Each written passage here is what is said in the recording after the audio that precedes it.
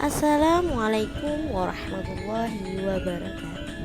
Pada video kali ini saya akan menerangkan tentang pandangan siswa-siswi SMA, SMK, MA, MAK generasi Z tentang Pancasila. Sebelum masuk dalam video pembahasan, perkenankan saya untuk memperkenalkan anggota kelompok kami, yaitu kelompok 4. Yang pertama ada Ikhwani Latifah, yang kedua ada Siti Salma, yang ketiga ada Latifah Farhana Arrizki, yang keempat Krisdayanti, dan yang kelima Ika Nurul Amalia. Baik, lanjut ke pengertian generasi milenial. Generasi milenial adalah generasi yang lahir dalam rentang waktu awal tahun 1980 hingga tahun 2000. Generasi milenial atau generasi Y disebut juga dengan generasi Mi atau Echo Boomer. Secara harfiah, tidak ada karakteristik demografis yang menentukan kelompok generasi satu ini. Namun, para ahli mengklarifikasikannya berdasarkan tahun mulai dan akhir. Klarifikasi generasi Y dibentuk untuk mereka yang lahir pada tahun 1980 hingga tahun 1990 atau pada awal tahun 2000-an dan seterusnya. Generasi milenial muncul di saat aktivitas sehari-hari mulai dipengaruhi oleh internet dan perangkat seluler. Inilah mengapa generasi milenial dinilai sangat mahir menggunakan teknologi dan platform digital. Berikut ialah beberapa contoh perilaku masyarakat milenial. Yang pertama, kecanduan internet. Yang kedua, tidak teguh pendirian. Yang ketiga, tidak mau ribet. Yang keempat, kerja cepat dan cerdas. Yang kelima, bisa melakukan banyak hal. Yang keenam, cuek dengan politik. Berikut ialah beberapa contoh permasalahan yang sering terjadi pada generasi milenial. Yang pertama, depresi meningkat. Yang kedua, sulit mengambil keputusan dalam hidup. Yang ketiga, sering membandingkan diri sendiri dengan orang lain. Kebiasaan buruk ini sering sekali terjadi dalam kehidupan di era generasi milenial ini. Berikut ialah beberapa contoh dampak positif revolusi industri 4.0. Yang pertama, kemudahan dalam mengakses informasi dikarenakan dapat menggunakan gadget maupun teknologi lainnya. Yang kedua, efektivitas dalam bidang produksi dengan mengganti tenaga manusia yang ada dan menggantikannya dengan teknologi mesin. Yang ketiga, dapat meningkatkan pendapatan nasional karena dapat memproduksi barang dalam waktu yang relatif singkat dengan kualitas yang baik. Yang keempat, peningkatan peluang kerja bagi tenaga ahli. Hal ini dikarenakan walaupun menggunakan mesin tetap saja membutuhkan tenaga ahli manusia untuk menggerakkannya. Berikut ada juga dampak negatif revolusi industri 4.0. Yang pertama, lebih rentan terhadap serangan siber. Hal ini dikarenakan proses produksinya menggunakan mesin teknologi yang sangat penting untuk memiliki sistem keamanan yang baik. Yang kedua, butuh biaya jauh lebih besar dalam investasi alat serta pekerja. Hal ini dikarenakan harus mengeluarkan uang untuk membeli alat terlebih dahulu serta pelatihan keterampilan pegawai agar dapat menjalankannya.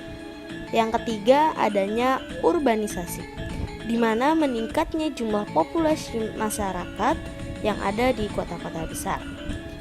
Yang keempat, berdampak untuk lingkungan. Hal ini dikarenakan dengan penggunaan mesin yang ada dapat menghasilkan polusi udara limbah dalam jumlah besar, serta hal negatif lainnya yang dapat merusak lingkungan sekitar. Jadi dalam hal ini, pabrik-pabrik atau industri harus lebih memperhatikan dampak negatif dan positifnya. Selanjutnya ialah perilaku generasi milenial yang tidak sesuai dengan nilai-nilai dalam Pancasila. Yang pertama ialah ketuhanan yang Maha Esa. Pada sila pertama ini berbunyi ketuhanan yang Maha Esa. masih banyak para generasi milenial pada saat azan subuh berkumandang, mereka masih disibukkan dengan gadget yang dipegang. Jadi generasi milenial ini lebih mementingkan dirinya kepada gadget dibandingkan dengan melaksanakannya sholat pada waktu subuh. Yang kedua, ada kemanusiaan yang adil dan beradab. Pada sila kedua ini berbunyi kemanusiaan yang adil dan beradab. Saat ini banyak generasi milenial yang sering berkumpul atau nongkrong bersama. Meskipun keluar untuk nongkrong bersama, mereka berkumpul tidak terlepas dari aktivitas bermain gadget. Walaupun berkumpul tetap saja masih menunjukkan sikap individualis, anak-anak muda juga mudah dipengaruhi oleh berita-berita hoaks yang tidak benar melalui gadget mereka, hingga mereka hanya saling menyalahkan tanpa tahu kebenaran.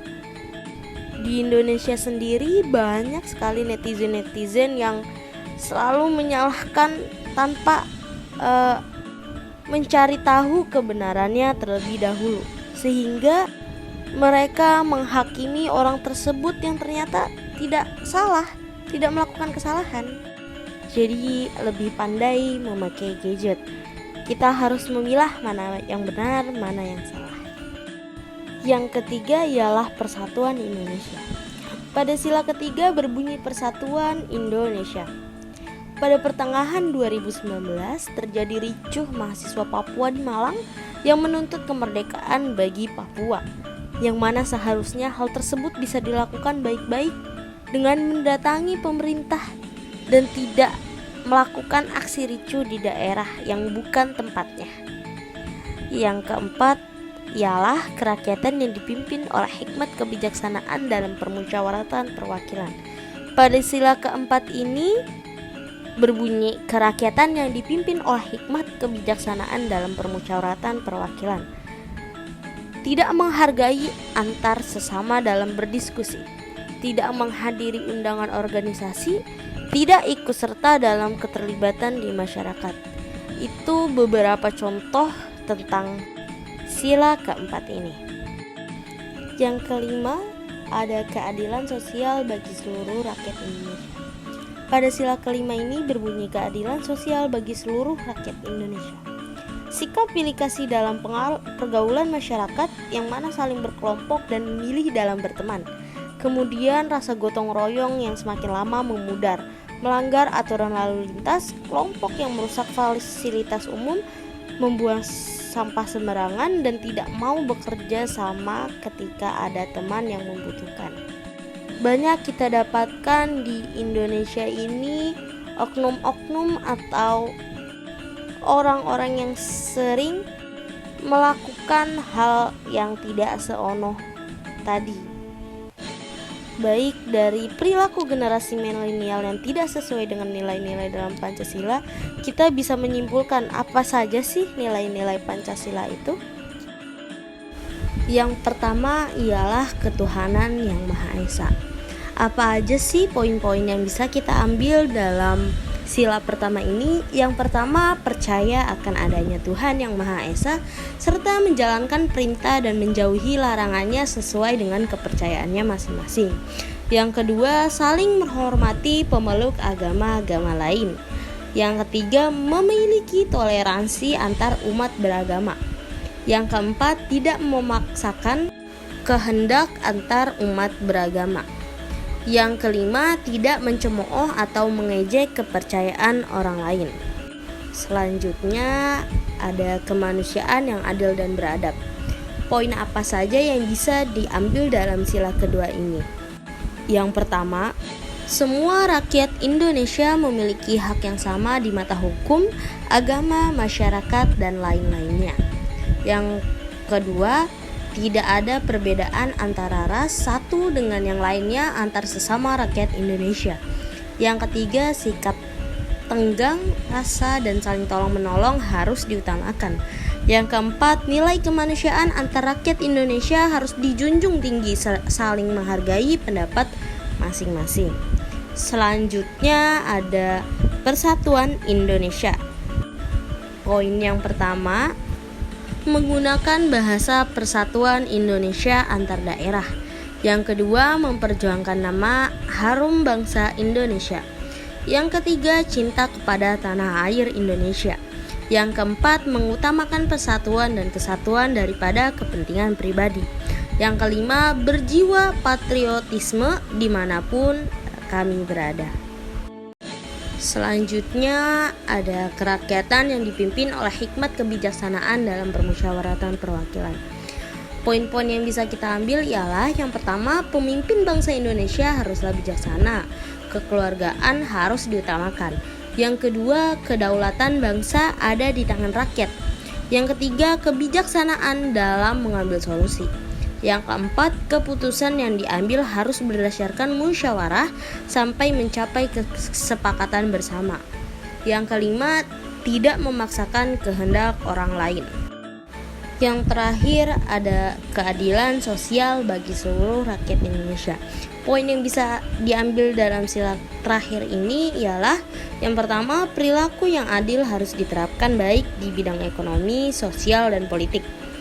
Yang kedua, hak dan kewajiban setiap orang harus dihormati. Yang ketiga, perwujudan keadilan sosial bagi bangsa Indonesia. Yang keempat, tujuan rakyat Indonesia yang adil dan makmur. Yang kelima, mendukung kemajuan dan membangun negara Indonesia. Baik, sekian penjelasan dari saya. Yang perlu teman-teman ketahui ialah lewat Pancasila, kita yang terdiri dari beragam suku, budaya, bahasa, dan agama dapat bersatu dalam satu atap Indonesia. Terima kasih, mohon maaf bila ada salah kata. Wassalamualaikum warahmatullahi wabarakatuh.